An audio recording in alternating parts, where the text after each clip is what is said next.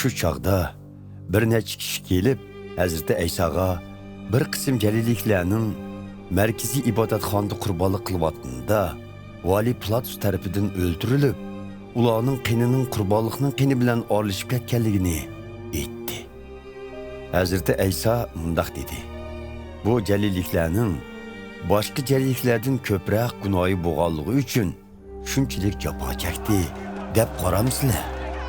Yo'q, undaq emas. Gunohlaringlarga tövbe qilmasanglar, sizlarmu ashuladek halok bo'lasizlar.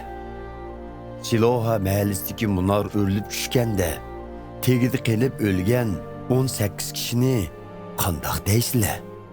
Ularni Yerusalimdagi boshqa kishilardanmi yomon deb qaramsizlar? Undaq emas.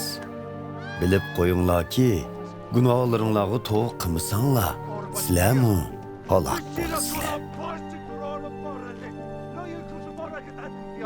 Ondan Hazreti Ayso bu tamsilni so'zlab berdi. Bir kishining beg'ida bir tüp anjur darig'i bor ekan. U kishi bu daraxtdan meva kutibdi, lekin daraxt meva bermabdi. U kishi bog'vonga: "Qara, 3 yildan beri shuncha kutsam, bir talmo meva bermidi. Uni kesib et. Uning bu yerda ya egilib turishining nima hojati?" debdi. Xo'jayin, yana 1 yil vaqt bering. Uning tüydagi to'plarni yumshatib, o'g'itlab boqay. Agar kelar yili meva bersa, tex yaxshi. Bermasa, kesib etayli, debdi bog'van.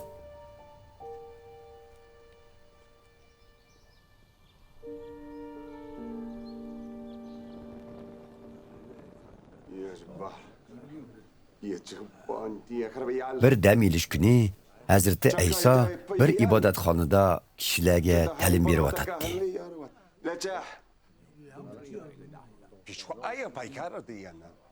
U yerda u jin chaplashqili 18 yil bo'lgan bir ayolni ko'rdi. Bu ayolning beli bukilgan bo'lib, ruslanib tik tura olmaydi.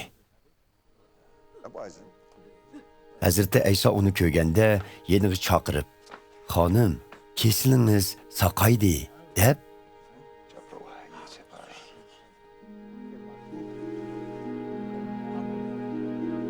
qo'lini uning ustiga qo'yib edi.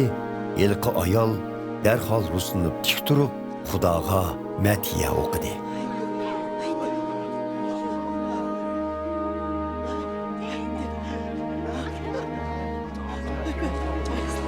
Hazrati Aysoning dam olish kuni kesal saqayt qolg'ini ko'rgan ibodatxona mas'uli g'azab bilan ko'pchilikka: "Ish vaqtimiz 6 kun. Shifoliq izlaguvchilar dam olish kunidan boshqa shu 6 kun ichida kelish kerak" dedi. Rabbimiz Ayso uningga mundaq javob berdi: "Ey soxtipazlar, dam olish kuni o'küz va eshiginglarni o'qirdan yeshib, sug'org'ili ilib borsizlar. Bu harakatinglarni ish deb hisoblamamsizlar? Ajdodimiz Ibrohimning avlodlaridan bo'lgan bu ayol 18 yildan beri shaytonning sirtimig'ida turibdi. Endi dam olish kuni bo'lsa-mu, uni sirtmoqdan bo'shatvatsam yomon bo'ptimi?" Hazrati Aysoning bu so'zi raqiblarini xijolat qildi. Ko'pchilik bo'lsa, uning yaratgan ajoyib mo'jizalaridan xursand bo'ldi.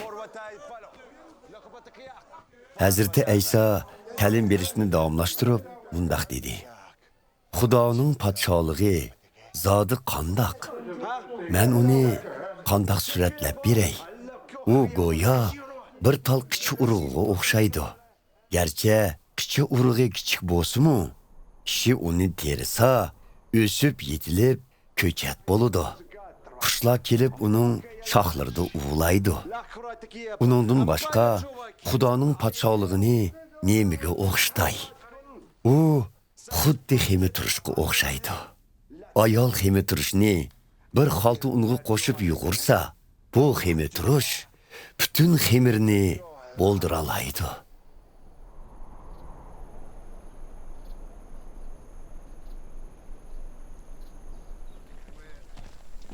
Hazreti İsa Yerusalim'e ketib etib, nurg'un shahar yezlardan o'tgach, ta'lim berib bo'ldi. Biraylan uningdan: "Ey taqsir, qutqizilganlarning soni ozmi?" deb so'radi. Hazreti İsa ko'pchilikka mundaq javob berdi: "Oz bo'lsin, ko'p bo'lsin, sizlar tor ishdan kirishga tirishinglar. Chunki nurg'un kishilar bu ishdan kiray deysimu, kirolmaydi.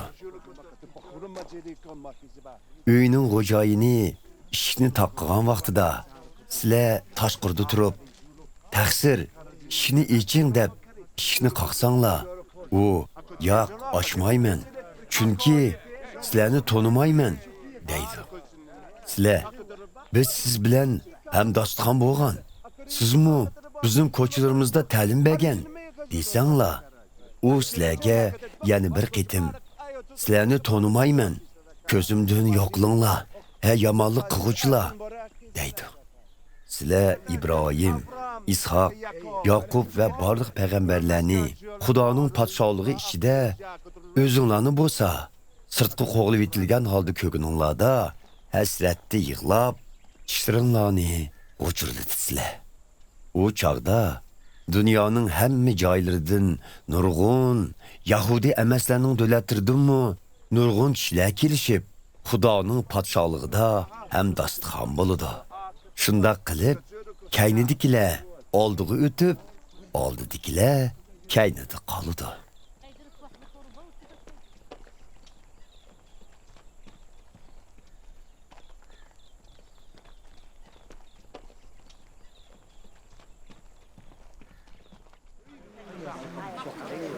Dal shu chaqda bir necha parislar Hazreti İsa'ning oldiga kelib, "Bu yerdan boshqa joyga keting. Yaratgan sizni o'ltirmoqchi" dedi. Hazreti İsa unumasdan: "Sizlar berib u tulkiga mening davomli jillarni haydaydiganligim va kasallarni saqaytirganligimni, uzun o'tmayla Yerusalimda vazifamni tamomlaydiganligimni danglar. Shundaq ekan, shu vaqtgacha yo'limni davomlashtirmasam bo'lmaydi. Chunki bir payg'ambar uchun ilib aytganda, Yerusalimdan boshqa yerda o'ltirilish muvofiq emasdir." Ey Yerusalimliklar, payg'ambarlar va Xudo avatgan elchilarni chalma-kesa qilib o'ltirgan Yerusalimliklar, go'yo Mekiyon o'z jujilarini qanot ostiga olgandek, men sizlarni qancha qitim o'z qo'ynimga olmoqchi bo'ldim, lekin sizlar unutdinglar.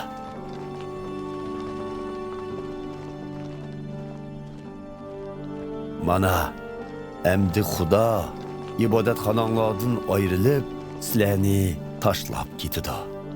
Shuni bilib qo'yinglarki, sizlar Rabbimiz avatgan qutqizuvchiga muborak bo'lsin deb menga ishonmaguncha meni qaytadan ko'rolmaysizlar dedi.